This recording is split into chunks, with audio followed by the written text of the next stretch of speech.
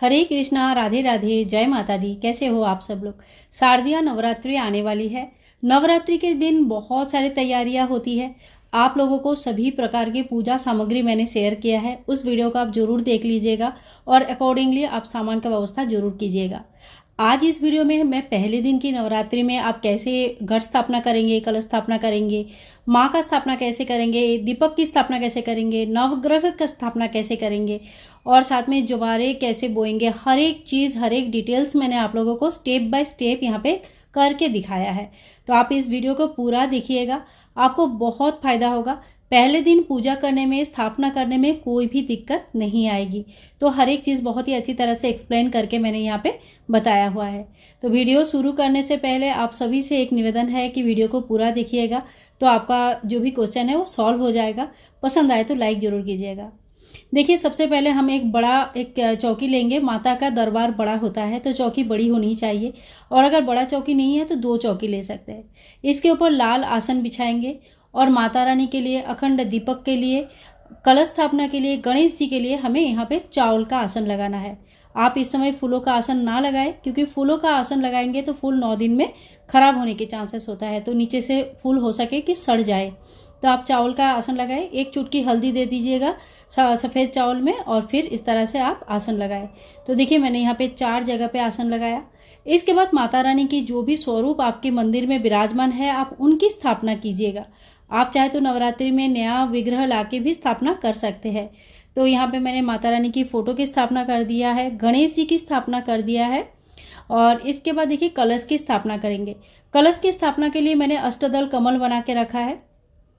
तांबा, पीतल, मिट्टी के या सोना चांदी के कलश आप ले सकते हैं, ठीक है। कंठ में मैंने यहाँ पे मौली बांध दिया है, और अब कलश के ऊपर आप रोली से या तो फिर चंदन, अष्टगंधा चंदन से बना लीजिएगा स्वास्तिक। उसके बाद गंगा जल मिश्रित नॉर्मल जल जो है कलश के कंठ तक हमें भरनी है। फिर कलश में हमें 1 हल्दी के गांठ, 1 सुपारी, 1 रुपया का कॉइन, 2 इलायची, 2 लौंग इत्यादि डालनी होती है। आप लोग इसमें फूल मत डालिएगा। फूल, फिर से मैं कह रही हूँ कि 9 दिन में फूल सड़ जाता है, तो फूल का व्यवहार कलश में नहीं करेंगे हम लोग, ठीक है। आप इसमें इत्र डाल सकते हैं, अक्षत डाल सकते हैं, दुर्वा घास डाल सकते हैं। इसके बाद आप 5, 7 या फिर 11 आम के पत्ते ले लीजिए, उसमें तिलक कर लीजिए और आम के पत्ते इस तरह से रख दीजिए। ऊपर से चावल से भरा हुआ पूर्ण पात्र रख दिया है।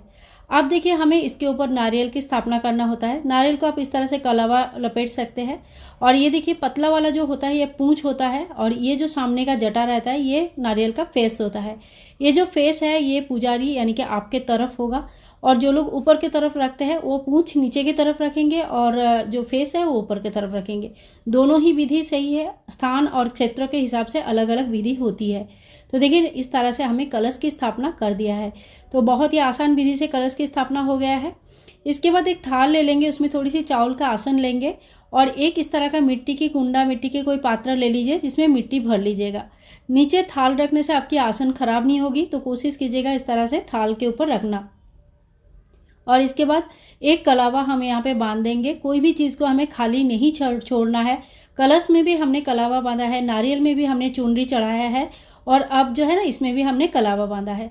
इसके बाद अष्टगंधा से तिलक कर देंगे, बहुत ही अच्छी तरह से सजा देंगे। आप चाहे तो हल्दी से, कुमकुम से, चंदन से सजा सकते हैं। इस कुंडे का भी पूजन किया जाता है। तो शुरू में ही ज्वारे या गेहूँ, अलग अलग जगह पे अलग अलग चीज़ें बोया जाता है, उससे पहले ही आप इनका पूजन कर लीजिएगा।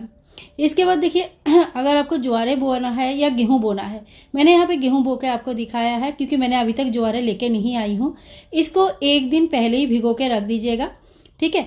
और भिगोने के बाद जो ऊपर का तैरता हुआ ज्वारे रहेगा उसको फेंक दीजिएगा, और जो डूबा हुआ रहेगा उससे इस तरह से चारों तरफ फैला के अच्छी तरह से आप यहाँ पे मिट्टी के ऊपर रख दीजिए, ठीक है। कहीं कहीं ज्वारे और गेहूं मिक्स करके भी बोया जाता है, कहीं कहीं खाली गेहूं बोया जाता है, कहीं कहीं खाली ज्वारे बोया जाता है। आपके यहाँ पे जैसा होता है आप उस तरह से कर लीजिएगा। इसके ऊपर से देखिए, जो मिट्टी कुछ बचा है वो ऊपर से हम हल्का हल्का करके ढाकेंगे। बहुत ज़्यादा दबाना बिल्कुल भी नहीं है, नहीं तो ज्वारे अच्छे से नहीं आते हैं। तो देखिए, इस तरह से हमने ज्वारे भी बो लिया। तो ज्वारे कब बोया जाता है? जब भी हम कलश स्थापना करते हैं उसी वक्त।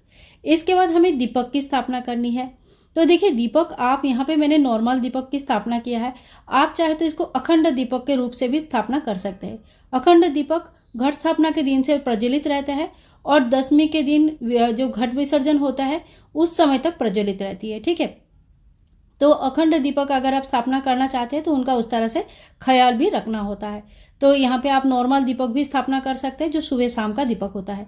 अब यहाँ पे मैंने 9 चावल का ढेरी लगा लिया है और इस तरह से 9 सुपारी ले लिया है। आपके पास अगर सुपारी नहीं है तो आप नॉर्मल सिक्का भी ले सकते हैं, लेकिन देखिए नवग्रह का जब स्थापना करते हैं तो 9 सुपारी होना जरूरी है। तो आप ये सारी चीज़ें पहले से ही व्यवस्था कर लीजिएगा। कोई भी ग्रह दोष है तो इस समय नवग्रह स्तोत्र जरूर पढ़िएगा और ये ना कोई भी ग्रह दोष को दूर करने के लिए बहुत अच्छा माना जाता है। तो इस तरह से हमने नवग्रह का भी स्थापना कर दिया है। तो देखिए यहाँ पे पूरी चौकी हमारी सज गई। इतना ही सामान, इतना ही चीज़ें हमें स्थापना पहले दिन करना है और इन्हीं को कंटिन्यू करना है अगले 9 दिनों तक। ठीक है, तो यहाँ पे हमारी पूरी चौकी हो गई है और अब चलिए हम पूजा करना शुरू करते हैं। तो सबसे पहले एक लोटा में शुद्ध जल ले लेंगे और फूलों की मदद से सबसे पहले गणेश जी को स्नान कराएंगे। ओम गं गणेशाय नमः, ओम गं गणेशाय नमः, ओम गं गणेशाय नमः। इस तरह से कलश देवता में सभी देवी देवता का हमने आह्वान किया है। सभी को स्नान के भाव कराएंगे, माता रानी को स्नान कराएंगे और नवग्रह को स्नान कराएंगे। यानी कि अपनी चौकी में जिनको भी बुलाया है, जिनको भी आह्वान किया है, उन सभी को स्नान का भाव करेंगे। इसके बाद देखिए सबसे पहले गणेश जी को हम कलावा स्वरूप वस्त्र अर्पण करेंगे। ओम वस्त्रम समर्पयामि।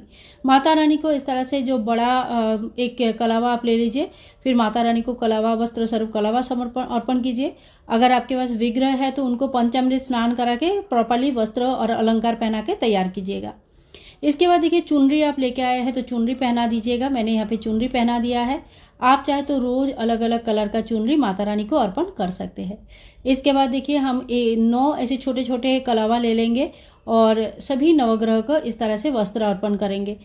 नवग्रह को एक बार स्थापना करने के बाद हिलाया नहीं जाता, तो ये जो वस्त्र अर्पण कर दिया आपने पहले दिन, 9 दिनों तक ऐसे ही रहेगा। इनको बिल्कुल छूना नहीं है, हिलाना नहीं है। तो सभी को हमने वस्त्र अर्पण कर दिया है। इसके बाद हम गणेश जी को सर्वप्रथम टीका करेंगे। ओम गं गणेशाय नमः बोलते हुए फिर कलश को टीका कर देंगे। जो दीपक हमने प्रज्वलित किया है उनको पूजा कर लेंगे और यहाँ पे तो हमने पहले ही टीका कर दिया था, फिर भी एक बार ज्वारे को भी टीका कर देंगे। माता रानी की शेर और जो भी स्वरूप है सभी को टीका करेंगे, नवग्रह का टीका करेंगे। ठीक है, तो सभी का टीका हो गया है और माता रानी को हमें कुमकुम या सिंदूर से टीका करनी है। तो यहाँ पे मैंने कुमकुम ले लिया, माता रानी को टीका कर दिया। तो इस तरह से सभी को टीका करने के बाद हम धूप और दीप दिखाएंगे। दिया तो हमने पहले ही प्रज्वलित करके रखा है, अब हमने धूप भी प्रज्वलित कर लिया है और इस तरह से अभी भगवान को धूप और दीप दिखाएंगे। आप चाहे तो इस तरह से भी हर एक भगवान के सामने उनके नाम लेते हुए भी धूप और दीप दिखा सकते हैं। तो देखिए इस तरह से हमें पूजा का शुरुआत करनी है और इसके बाद हम फूल चढ़ाएंगे। ओम पुष्पम समर्पयामि इस मंत्र का जप करते हुए। गणेश जी के लिए 21 दुर्वा का एक बंडल बना लीजिएगा और पहले दिन कम से कम गणेश जी को ये जरूर दीजिए। 21 दुर्वा का जो दुर्वा घास का जो बंडल है वो भगवान को अर्पण कीजिएगा। सभी को फूल और चढ़ाइए। गणेश जी और माता रानी को गुलाब के फूल, कमल के फूल, लाल गुड़हल के फूल बहुत प्रिय होते हैं। अगर संभव है तो आप वो फूल लेके माता रानी को चढ़ाइए। देखिए छोटे छोटे फूलों की पटेल्स वगैरह जो होते हैं ना, छोटे छोटे गुलाब की पत्तियां, ये सारे मत यूज़ कीजिएगा क्योंकि ये साफ़ करने में दिक्कत होगी और नवग्रह हिल सकता है, तो ऐसा नहीं करना है। ठीक है, अब भगवान शिव जी को शरण करते हुए हम बेलपत्र अर्पण करेंगे और फिर माता रानी के लिए विशेष भोग जो कि बतासा और सुपारी, लौंग, इलायची होती है, एक पान के पत्ते में रख के आप माता रानी को अर्पण कीजिएगा। अगर पान के पत्ते नहीं मिल पाई किसी वजह से तो आप इस तरह का कोई प्लेट में भी रख के माता रानी को अर्पण कर सकते हैं। इसके बाद देखिए बतासा का भोग जरूर चढ़ाया जाता है, फल का भोग चढ़ाया जाता है। घर पर आप जो भी सात्विक तरीके से बनाएंगे, मीठा बनाएंगे, खीर पूरी जो भी बनाएंगे, वो भोग आप सुबह शाम माँ को अर्पण कर सकते हैं। साथ साथ में जल का भोग भी लगाना है। तो देखिए इस तरह से माँ का भोग लगाने के बाद हमें करना है हवन। हवन के डिटेल्स वीडियो मैं आप लोगों के साथ शेयर करूँगी, किस तरह से हवन कैसे करना है, किस तरह से करना है। तो उस वीडियो के लिए आप प्लीज़ इंतज़ार कीजिए थोड़ा 1-2 दिन, तो मैं उसको भी अपलोड कर देंगे। हवन करने के बाद आपको पढ़नी है कोई भी पाठ, अगर समय है तो जरूर पढ़िएगा। जो भी पाठ लक्ष्मी प्राप्ति के लिए लक्ष्मी श्री सप्तम की पाठ बहुत लोग करते हैं, दुर्गा सप्तशती की पाठ करते हैं, दुर्गा चालीसा की पाठ करते हैं, रामायण की पाठ करते हैं। तो आपको जो भी पाठ करना है आप उस दिन के उस हिसाब से आप पाठ कर सकते हैं। अपनी लैंग्वेज में कोई जो भी बुक आपके पास अवेलेबल है आप उसको पाठ कर सकते हैं।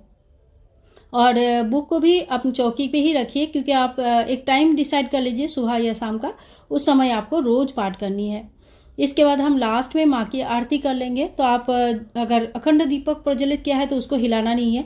नॉर्मल दीपक अगर जलाया है सुबह शाम वाली तो उससे भी आरती कर सकते हैं, नहीं तो इस तरह से कपूर से भी आरती कर सकते हैं। गणेश जी की आरती करेंगे और सभी देवी देवता, जितने भी देवी देवता को आपने आह्वान किया है सभी को आरती दिखाएंगे। घर के सभी मेंबर को आरती दीजिए, आप लोग भी आरती ले लीजिएगा और पूरे घर में आरती को भी थोड़ा सा घुमा लीजिएगा। इससे नेगेटिविटी दूर होता है और ये काफ़ी अच्छा होता है घर के लिए। 9 दिनों तक घर की पूरी शुद्धिकरण हो जाता है। इसके बाद थोड़ी सी जल हाथ में लेके थोड़ा सा आचमन कर देंगे, आरती को शांत कर लेंगे और पूजा में रही कमियों के लिए क्षमा याचना करेंगे। थोड़ी सी दक्षिणा और श्रृंगार का सामान आप माता रानी को जरूर अर्पण कीजिएगा। देखिए, ये श्रृंगार का सामान अगर पहले दिन व्यवस्था नहीं कर पाए तो आप लास्ट दिन सप्तमी, अष्टमी, नवमी कभी भी कर सकते हैं। तो इसी तरह से पहले दिन की पूजा हमें करनी है। सुबह शाम का पूजा हमें जरूर करनी है। धूप, दीप, आरती, भोग, ये सारी चीज़ें हमें सुबह शाम दोनों टाइम करनी है। और भोग प्रसाद चढ़ाने का 10-15 मिनट बाद आप उस भोग को निकाल लीजिएगा पट्टे से और फिर घर के सभी मेंबर में बांट सकते हैं।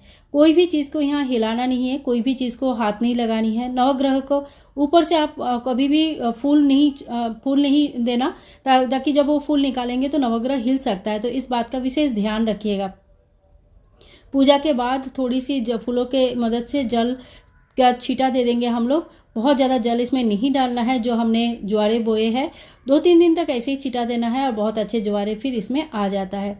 तो देखिए, इसी तरह से हमें पूजा करनी है। शाम के समय इसी दियाबत्ती में आप दियाबत्ती कर सकते हैं, लेकिन अगले दिन सुबह इसको धोकर दोबारा दियाबत्ती कीजिएगा। अखंड दीपक प्रज्वलित किया है तो उसको छूना नहीं है, हिलाना नहीं है। तेल का बराबर ध्यान रखिएगा। अखंड दीपक का क्या नियम है, इसके वीडियो ऑलरेडी चैनल पर है, आप उस वीडियो को जरूर देख लीजिएगा। कलश को भी नहीं हिलाना है। कोई भी वस्तु, केवल मात्र फल जो भोग चढ़ाया है माता को, उस भोग के अलावा कोई भी वस्तु को यहाँ पे हिलाना नहीं होता है। ठीक है, तो आज के वीडियो आप लोगों के लिए कितनी हेल्पफुल है मुझे कमेंट करके ज़रूर लिख के भेजिएगा। और हाँ, आप लोगों को अगर अच्छा लगता है वीडियो तो प्लीज़ लाइक कीजिएगा और ज़्यादा से ज़्यादा शेयर कीजिएगा, क्योंकि कोशिश करती हूँ बहुत ही सरल विधि से आप लोगों के साथ वीडियो शेयर करने के लिए। मिलूंगी नेक्स्ट वीडियो में, तब तक के लिए जय माता दी।